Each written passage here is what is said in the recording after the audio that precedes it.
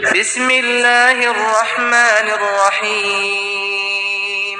Assalamualaikum warahmatullahi wabarakatuh. Sahabat beriman, istighfar adalah bacaan yang dapat dilafalkan untuk memohon ampun kepada Allah Subhanahu wa taala atas segala dosa dan kesalahan. Dengan mengucapkan astagfirullah, artinya seseorang hamba menyadari segala kesalahannya dan berjanji untuk tidak mengulanginya lagi. Allah sendiri sangat menyukai orang yang meminta ampun kepadanya. Sesungguhnya aku, Allah Ta'ala, mencintai orang-orang yang bertaubat dan mencintai orang-orang yang mensucikan diri. Quran Surat Al-Baqarah. Itu mengapa istighfar memiliki kedudukan penting dalam kehidupan manusia, baik untuk kepentingan sesama manusia, hablum minan nas, maupun manusia dengan Tuhannya, hablum minallah. Bahkan ada banyak manfaat yang bisa didapat jika umat muslim membaca istighfar 100 kali. Dan inilah manfaat membaca istighfar 100 kali yang perlu diketahui. Yang pertama, menghapus dosa. Seperti yang dijelaskan, manusia adalah makhluk yang tak luput dari dosa. Karenanya Allah menciptakan obat penawar untuk meminta ampunan atas dosa yang dilakukan dengan membaca istighfar. Dengan memperbanyak bacaan istighfar, Allah akan menghapus dosa-dosa yang telah dilakukan dan menutup semua keburukan dalam diri manusia. Rasulullah Shallallahu Alaihi Wasallam bersabda, Allah Ta'ala telah berfirman, wahai hamba-hambaku, setiap kalian pasti berdosa kecuali yang aku jaga, maka beristighfarlah memohon ampun kalian kepadaku, niscaya kalian akan aku ampuni. Dan barang siapa yang meyakini bahwa aku punya kemampuan untuk mengampuni dosa-dosanya, maka aku akan mengampuninya, dan aku tidak peduli berapa banyak dosanya.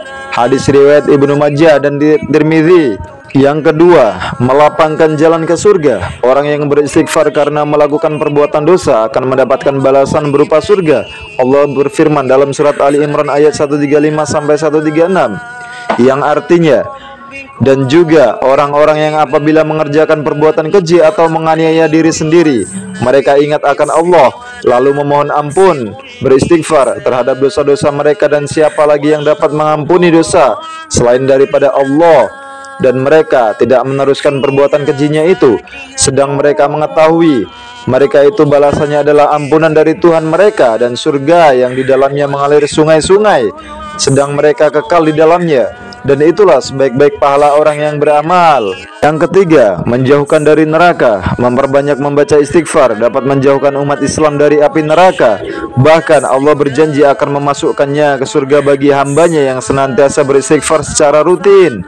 Uzaifah berkata, saya adalah orang yang tajam lidah terhadap keluargaku. Wahai Rasulullah, aku takut kalau lidahku ini menyebabkan aku masuk neraka. Rasulullah Shallallahu Alaihi Wasallam bersabda, di mana posisimu terhadap istighfar? Sesungguhnya aku senantiasa beristighfar kepada Allah sebanyak 100 kali dalam sehari semalam. Hadis riwayat Nasai, Ibnu Majah dan Al-Hakim. Yang keempat, menenangkan hati yang sedih.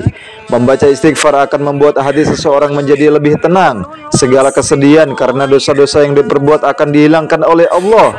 Dalam surat Hud ayat 3, Allah berfirman, dan hendaklah kamu meminta ampun kepada Tuhanmu dan bertobat kepadanya. Jika kamu mengerjakan yang demikian, niscaya Dia akan memberikan kenikmatan yang baik terus-menerus kepadamu sampai kepada waktu yang telah ditentukan, dan Dia akan memberikan kepada tiap-tiap orang yang mempunyai keutamaan balasan keutamaannya. Jika kamu berpaling, maka sesungguhnya aku takut kamu akan ditimpa siksa hari kiamat. Yang kelima, melancarkan rezeki. Membaca istighfar 100 kali dapat melancarkan rezeki. Hal ini dijelaskan dalam salah satu hadis dari Abdullah bin Abbas radhiyallahu an. Rasulullah Shallallahu Alaihi Wasallam bersabda, barang siapa yang senantiasa beristighfar, niscaya Allah akan menjadikan baginya kelapangan dari segala kesedihan yang meneranya, jalan keluar dari segala kesempitan yang dihadapinya, dan Allah memberinya rezeki dari arah yang tidak disangka-sangka. Hadis riwayat Abu Daud, Ibnu Majah, Al-Baihaqi dan At-Tabrani. Sahabat beriman, semoga informasi ini bermanfaat dan mendatangkan pahala bagi kita semua. Wabillahi taufik wal hidayah. Wassalamualaikum warahmatullahi wabarakatuh.